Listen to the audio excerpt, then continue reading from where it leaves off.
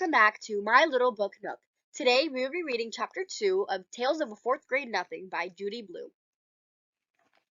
Chapter 2 Mr. and Mrs. Juicy O.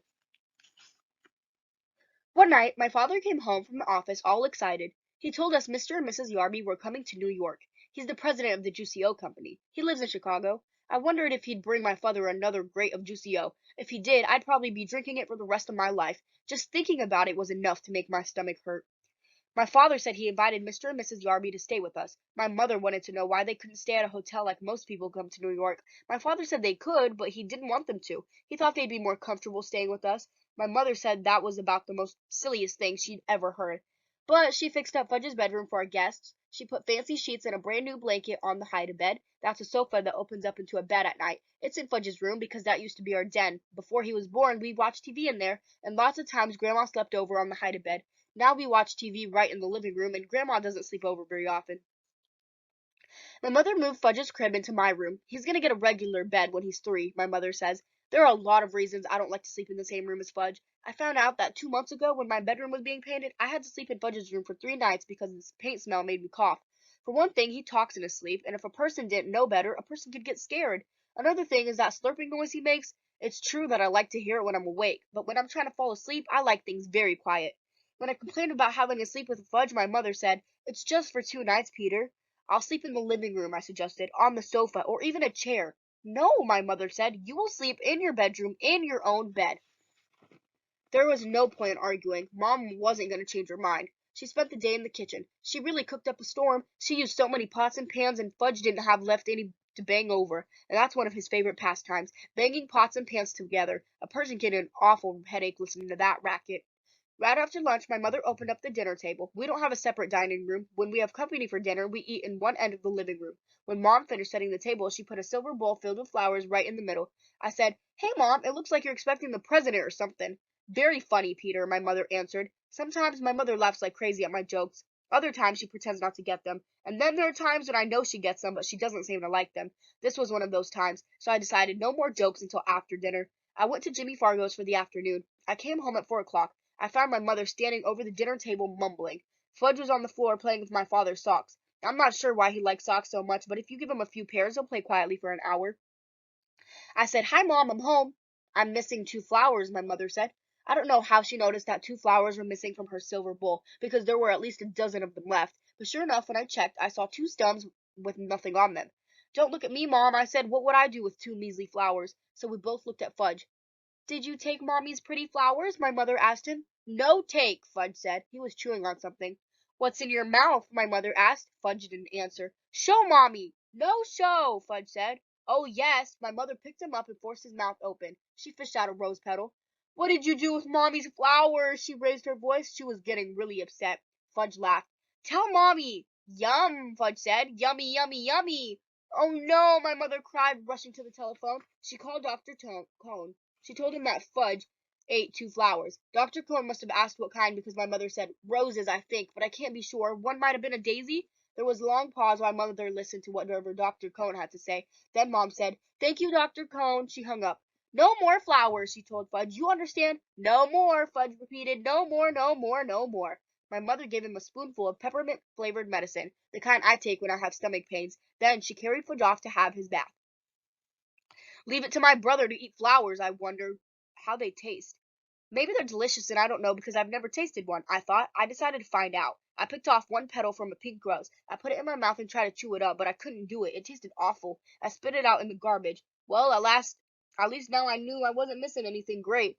Fudge ate his supper in the kitchen before our company arrived. While he was eating, I heard my mother remind him, "Fudgy's going to be a good boy tonight. Very good for Daddy's friends." "Good," Fudge said. "Good boy." "That's right," my mother told him. I changed up and scrubbed up while Fudge finished his supper. I was going to eat with the company. Being 9 has its advantages.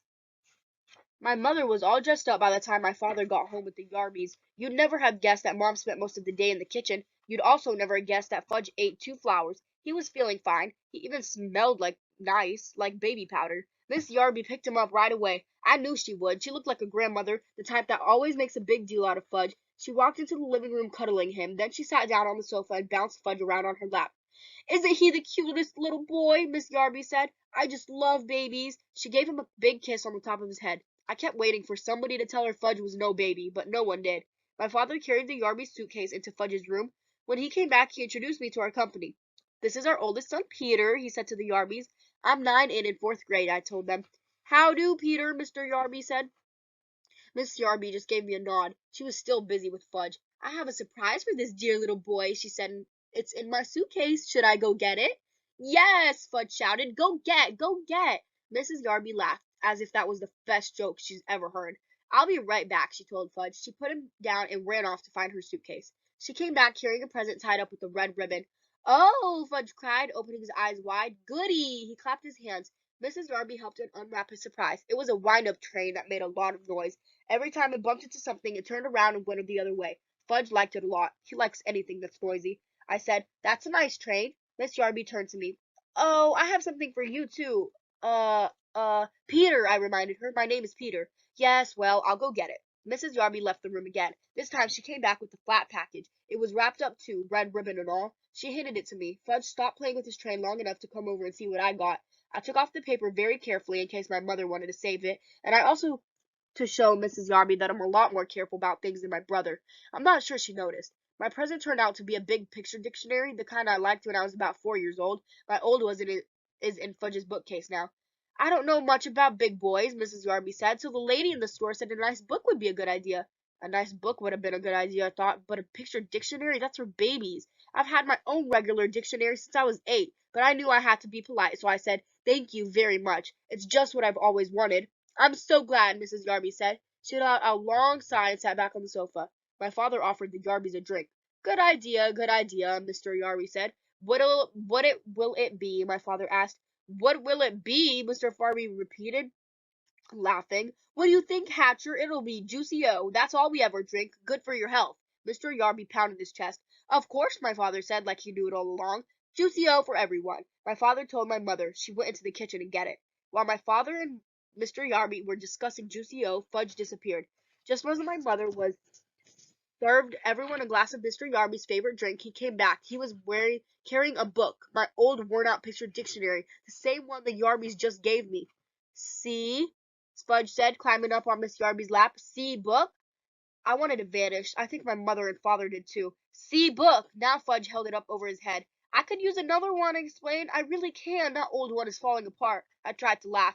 It's returnable, Miss Yarby said. It's silly to keep it if you already have one. She sounded insulted, like it was my fault she bought me something I already had. Mine, Fudge said. He closed the book and held it tight against his chest. Mine, mine, mine. It's the thought that counts, my mother said. It was so nice of you to think of our boys. Then she turned to Fudge. Put the book away now, Fudgy. Isn't it Fudgy's bedtime? My father hinted. Oh, yes, I think it is, my mother said, scooping him up. Say good night, Fudgy. Good night, Fudgy, my brother said, waving at us. Fudge was supposed to fall asleep before we sat down to dinner, but just in case, my mother put a million little toys in his crib to keep him busy. I don't know who my mother thought she was fooling, because we all know that Fudge can climb out of his crib any old time he wants to. He stayed away until we were in the middle of our roast beef. Then he came in carrying Dribble's bowl. He walked right up to see Miss Yarby. He thought she was his new friend. See, he said, holding Dribble under her nose. See, Dribble! Miss Yarby shrieked. Oh, I can't stand reptiles. Get that thing away from me. Fudge looked disappointed, so he showed Dribble to Mr. Yarby. See, he said. Hatcher! Mr. Yarby boomed. Make him get that thing out of here. I wondered why Mr. Yarby called my father Hatcher. Didn't he know his first name was Warren? And I didn't like the way Mr. and Mrs. Yarby both called Dribble a thing. I jumped up.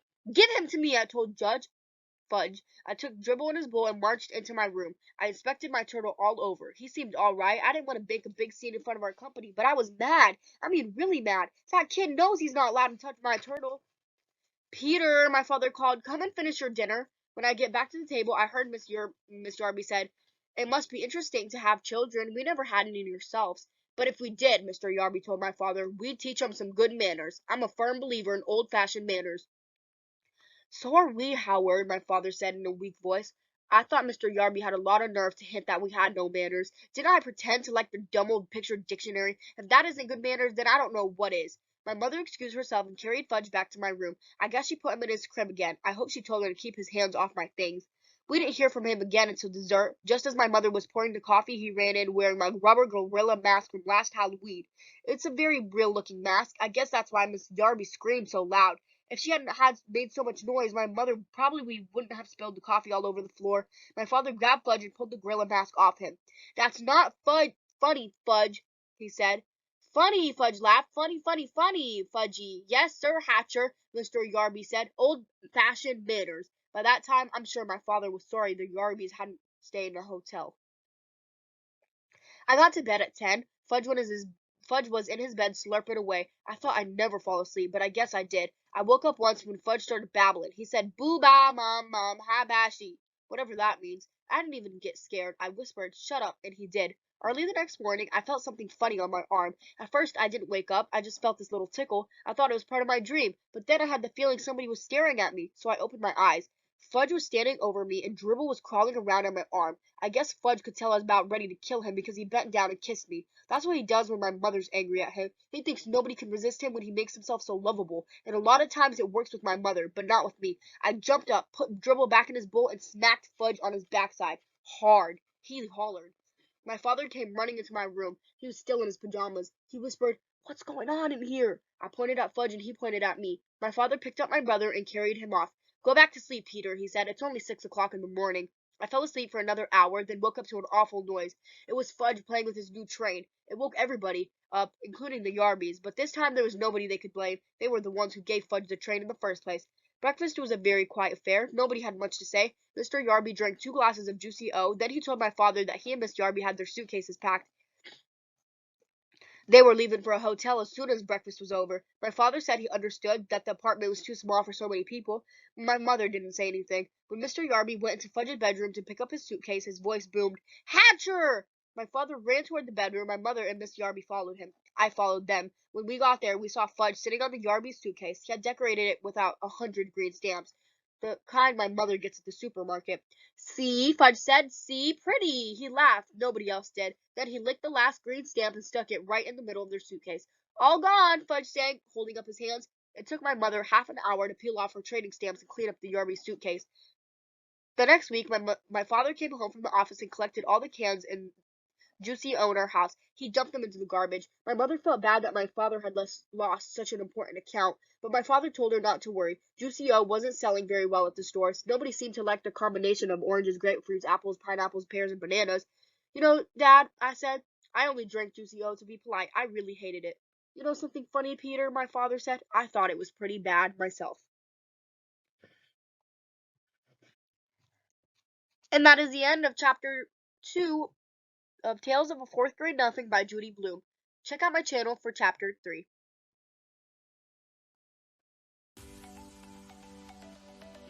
But anyways, that's all for today, guys. Thank you so much for watching this video. I hope you enjoyed it. If you did, make sure to hit that like button and subscribe to my channel. And don't forget to hit that bell button so you can get notifications when I upload new videos just like this one.